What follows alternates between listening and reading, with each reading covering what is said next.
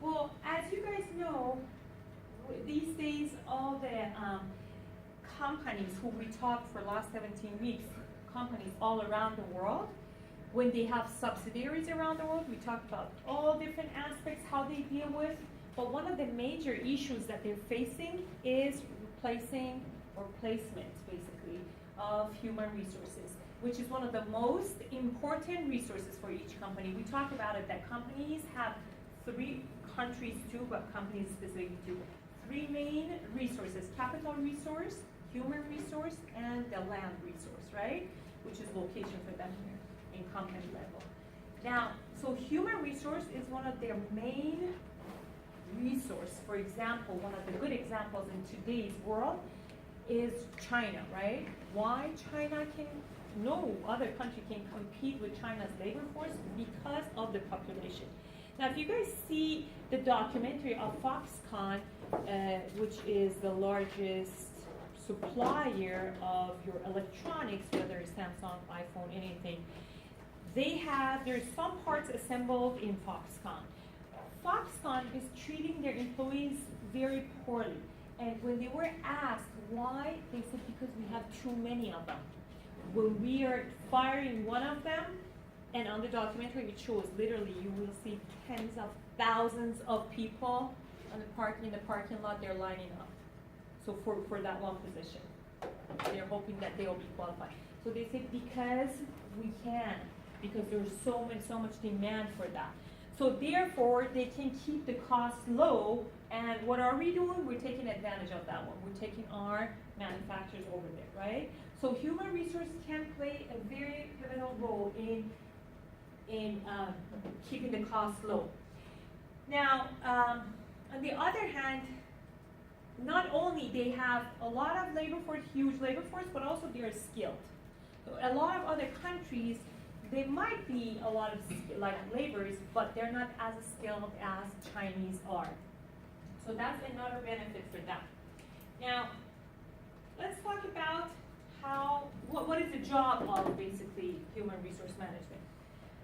Determining their strategy, staffing, performance of evaluation, management development, compensation, labor relations. All of these falls under human resource management. Now, there are different types of visions or views that management have. Some managers, they're very ethnocentric. That means they're very narrow-minded, they have close eyesight, they only see here. Everything, the point of reference is to their own culture. For example, if I'm an American manager, I compare all other cultures to my culture. If it's psychologically too distant, then they're not good. If it's very close to my culture or exactly my culture, then that's good. These type of managers or views are called ethnocentric views. Ethnocentric, those type of managers are best to stay within their own market. Those type of managers are best to stay within their own market. It's not good to send them outside to work in another country, which is called expatriates. Expatriates are the managers who are basically sent to another host market to work as your representative, as your employee. So those people are very narrow-minded. They better stay within the domestic market. Polycentric approach or polycentric view is a view that managers basically, they group countries together. For example, Latin America, one group, Europe, one group, Far East Asia, one group, West Asia, one group. In that sense, they actually feel comfortable only working with one or two of those groups, whatever is closest psychologically to their own culture. If, for example, it's an American, probably North American manager, they would like to work with Western European manager. They don't like to go far with their own comfort zone. That's polycentric. So you have to understand, if you're sending expatriate to another country, they have to be able to adjust psychologically. The third one is geocentric approach or geocentric view, which is the type of managers that they're open to learn. They're from all other cultures. They'll be willing to learn. And and work with any other culture, even psychologically distanced from their own culture. So these type of managers are the best one to be sent as expatriate. Now, expatriates are actually costing a lot for companies these days. I think I talked about this, that expatriates can cost from $50,000 all the way to $500,000, and I read a couple of days ago that it was up to $1 million these days. They can cost company as much as $1 million if expatriates are not finishing their assignments and they leave the assignments, they come back. For example, if the assignment is for 4 weeks and the gap between 50,000 to 1 million is because of the different positions. You could be a very low level, you can have a low level position in the host nation, or you can be a VP in the host nation. So the reason is, if they have, for example, 4-year assignment, they're trained for a very long time, and a lot of cost is expended on those expatriates, including their family members. So when they go to the host nation, they stay there 1 year, and they have to come back. They would like to come back. It's a lot of cost for company because they spend all those costs for nothing. Now they have to spend everything again, the same amount for the next person that they would like to hire. Now, how do they spend that money? Because in the past, they did not train them well, they were not trained well, a lot of people would come back. They have no idea where they're going, what happened over there. So these days, they're trying to train them basically for a year or two before they send them to assignment. Not only the expatriate itself, but also the family members too. So what they do, they put a lot of workshops, that's how it starts. Put a lot of workshops, language, culture, learning how to act, daily life over there, not only for the expatriate, but for the family too. They send them at least twice to the host nation to stay there at least for a week each time to see if they like it or not, right? That's a lot of cost. Now, they start training the family members, the kids. Finally, after a year and a half, they decide to send them. If everything goes well, they decide to send them. Now think about this. After a year, if that person wants to come back, how much cost the company has spent on them, and now it's for nothing because they have to spend again the same amount, and the position will be empty. They can for the next one to start working, right? So that's why companies prefer. Now, what they decided to do. What number one reason? What do you think number one reason that they came back? It was a research done among Americans and Japanese expatriates to see what is the number one reason that they come back before the assignment is completed. What do you think the number one reason was for American? Homesick? Not really homesick. Yeah, well, it could be, but not specifically. What do you think it was? Regulations? No. It was a spouse. So spouse could be homesick. That's why I said, yeah, no. So spouse was actually homesick. You know why? Because the expatriate works all day, so you're busy, you don't even think, right? It's the spouse that has to adjust. The biggest adjustment is for the spouse because you're home all the time. You have to deal with the kids in school and everything. So the spouse is the one that gets homesick. So you said half of it. So it was a spouse actually. Number one reason, spouses don't like to stay there. When they stay there after 1 year, they all want to come back. Now, interesting part was that shows only for American expatriates. For Japanese, this was number 5 that they marked spouse. Number 1 was workload adjustment. Now, it is very interesting for you to understand in the culture that we teach, we basically say how to translate the surveys, right? A survey result of 7, think about this, 0 to 10, right? A 7 result for Japanese, that means it's too bad. Japanese have to have 10 out of 10, right? If they give you 7, that means they mean 0. They're not gonna give you 0 because they're very polite. When they give you 7, that means they mean 0. So 7 is pretty bad. When Brazilians are giving you 7, that means they're actually very happy with you. So that's how you translate the surveys, right? Surveys don't mean exactly the same thing all around the world, even same numbers.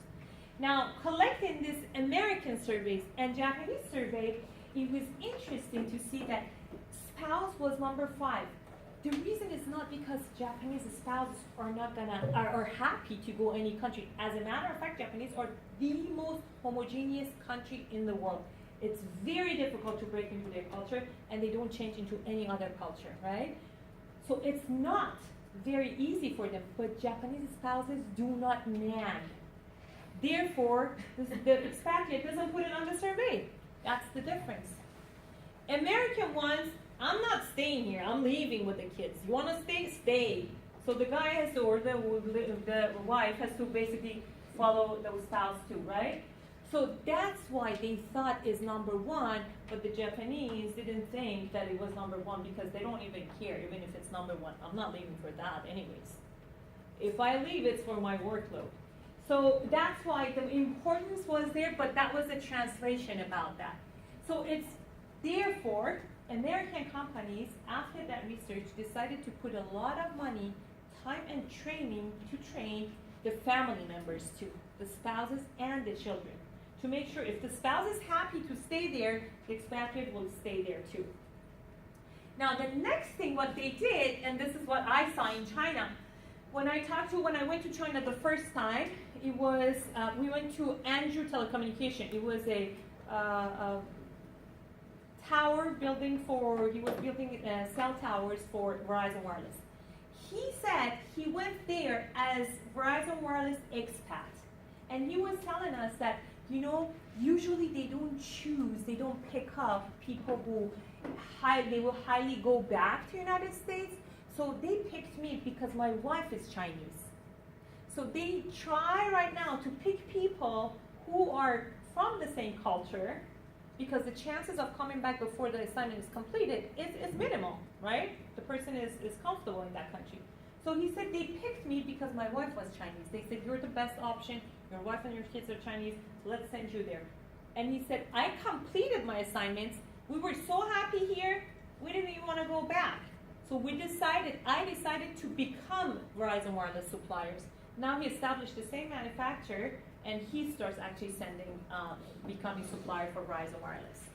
So that shows that companies these days, they try to pick expatriates who have some form of association with the host culture, because otherwise it's going to cost them a lot of money. Even though they do a lot of training, but still a lot of people come back. Now, their next level would be how to evaluate them, or how they're performing at the job. Performance evaluations used to be, in the past, performance evaluation used to be when, first of all, have you guys heard about 360 degrees performance evaluation? 360 degrees is like you're in the middle, the same set of questions, you will answer a set of questions, they will send it to your subordinate, they will send it to your supervisor, as well as they'll send it to your colleagues too, in the same level. So that's what it's called, 360 degrees. Same set of questions. And then after it's collected, you can see how much different people think about you, because you already answered those questions too, right? Like how subordinates is thinking differently about you, or your supervisor thinks differently about you. That's called 360 degrees. In the past, the 360 degrees was done through, basically, it was not 360 degrees, I'm sorry. When it was expatriates, it was only the supervisor. So how it happened was that the supervisor from here, the person is expatriate is, let's say, in India, right? The supervisor here looks at the numbers, and they think either the performance was good or it was below the average, right? Or it was poor. Also, they would collect a survey from the employees over there in India too. What happened was that they could not translate those surveys collected. Remember, the surveys needs to be translated to. They could not translate as far as the number, like what do they mean by this number? So what they did when they implemented 360 degrees, the colleagues that are also evaluating are the ones who used to be former expatriates. So the ones that used to work in India, now they're done with their assignments, completed assignments, back to United States. Now they're doing also 360 degrees as well for the new expatriate, because they can translate the numbers as well. So that's as far as the performance evaluation. That's how they're evaluated lately. Now, the compensation is by far, It's a very high range compensation.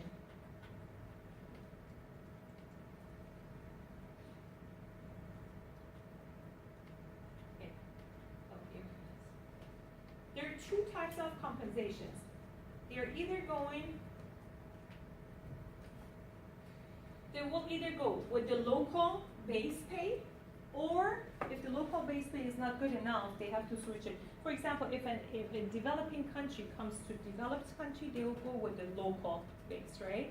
But if from here, someone from developed country goes to developing country, they have to pay an extra compensation for life standards adjustments, they call it. Because their life standards is becoming lower somehow, so they want to make sure that they make the package attractive to them to take that assignment. So therefore, when they go from here to other countries, companies actually pay a lot of money to them. Also, they do cover housing, and they always have chauffeur, they don't drive and all that. Housing is provided at least once a year. The whole family can come back to the home nation, and also the kids are always can be enrolled in international schools, which is very expensive. So all of those always is included in the package. Now, as far as taxes, countries usually, probably you guys have seen when you're doing your project, you probably have seen some countries have tax agreements with each other. So the expatriate does not need to pay 2 times taxes for the host nation and then coming back home nation. Many times there is an agreement between 2 nations. But when it's not, usually the company will pay for the taxes. If expatriate has to pay tax in the home nation, in the host nation, the company will take care of the taxes in the home nation, in the United States, for example.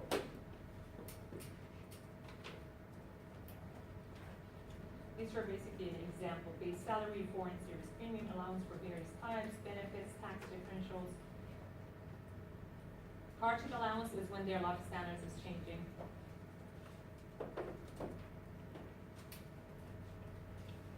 Oh, labor organization is actually another important factor. Companies usually take their bases, their plants to countries that they don't have labor organizations, right? Because it's going to cost them a lot of money. You don't take from here to Europe, which they have a higher standard of labor organization, because it's a lot of cost. They usually take him to some countries that they have a very poor labor laws or labor organization, or they're not allowed to have bargain. They don't have bargaining power. So therefore, that's another example too. That's what a lot of human rights activists, they're complaining, why do you take the manufacturer or plant in whatever XYZ countries? Because many times they don't have the right to bargain, so they can do whatever they want to with them. For example, Walmart has a big supplier in El Salvador, and a Salvadoran woman actually are working there. The working condition is extremely poor.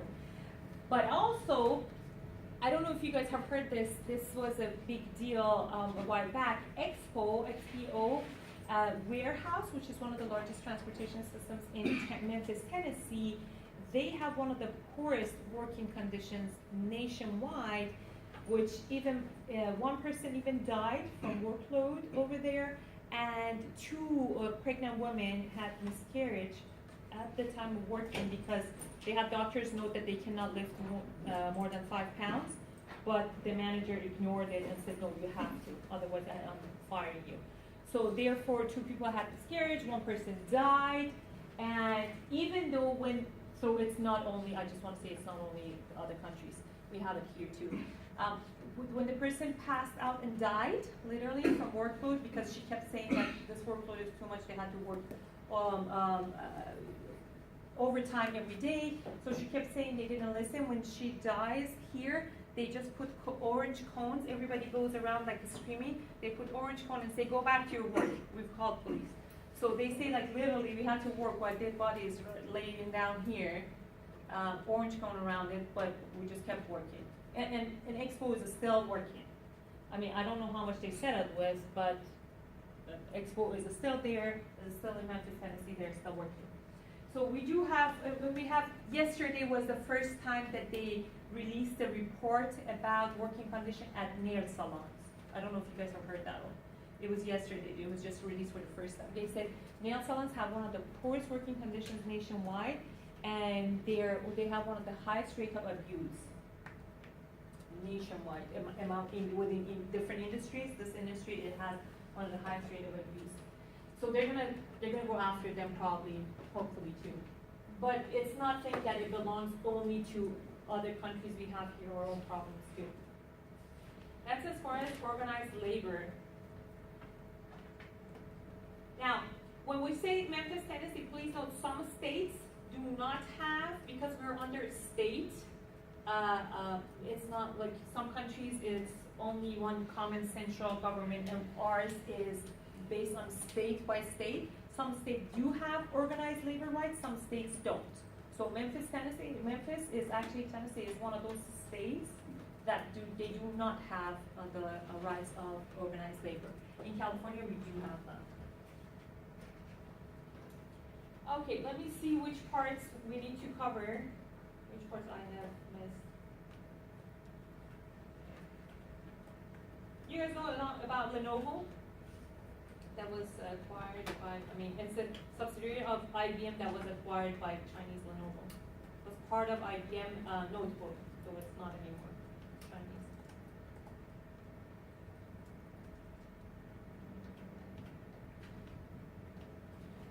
These are just a part of their oriented, like their training policies, like they have to learn about the other culture.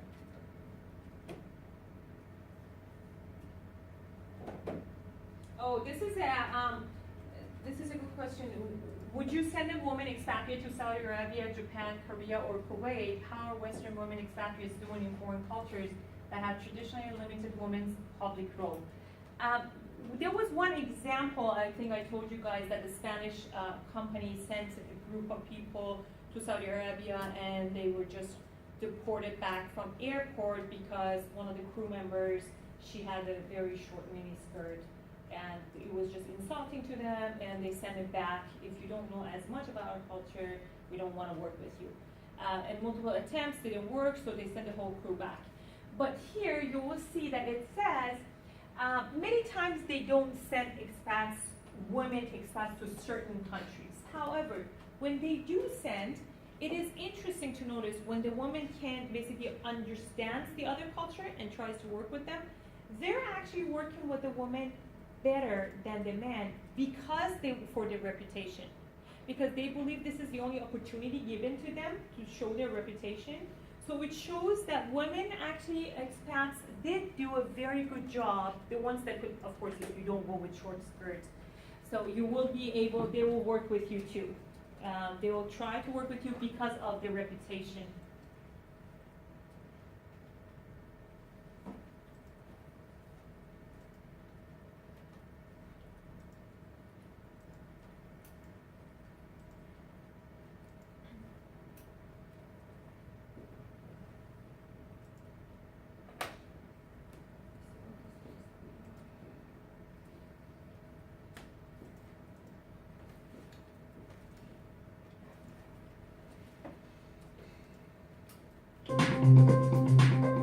Did you know the world population is now 7 billion? Well, obviously anyone could look that up. The world now has about 7 billion people. What you maybe did not know is the makeup of those 7 billion people. 10 years ago, only 1 in 100 people would have had a college education. Now it's about 7 out of 100. Still not great, but much better than before. Let's stick with that 100 number and assume the world can be illustrated by 100 people. If so, 50 would be female and 50 would be male. That's a nice distribution. 26 would be children and 8 would be older than 65 years of age. 14 people would be from the Americas, including both North and South America. 15 would be from Africa and 11 would be from Europe. And the largest group, 60, would be from Asia. Christians would be the largest religion, but only a third of the world. Chinese would be the language spoken, or Mandarin, by most people. But that's only 12 in 100 people. 83 people would be able to read and write, and sadly, 17 people would not. From 10 years, from 1 to 100, 1% in in 100, right now 7 to in 100, that's a lot. 7 times more in only 10 years? That's a huge accomplishment. Okay, so now let me go back to my own PowerPoint.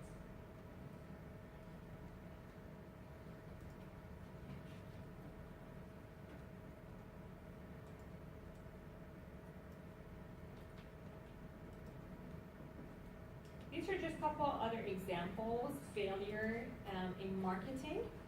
These are true examples. It has happened in their case studies, and now they've learned their lesson, so they're going back again with the right strategy. In the United States, a company spends $50 million for marketing of a new product, but only 2% companies earn over $100 million. Do you want to be in that 2%? So avoid the same mistakes. Crystal Pepsi. When the first time Crystal Pepsi came out, they ignored people's fixed idea on some products. When you talk about Pepsi, when you like Pepsi, probably order Pepsi, you would like to see